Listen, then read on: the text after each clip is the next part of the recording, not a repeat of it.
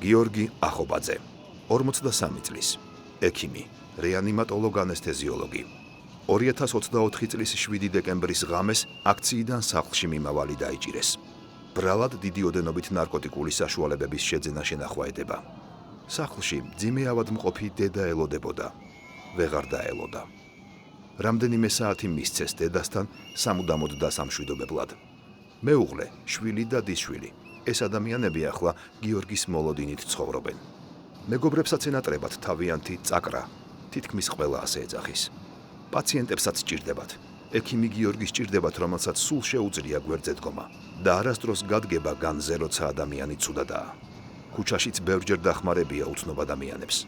არ ეშინია, რადგან სჯერა, რომ ამ ბრძოლაში ჩვენ ყველა ერთმანეთს ვენდეთ და ეს ნდობა გამარჯვებაში უნდა გადავთარგმნოთ.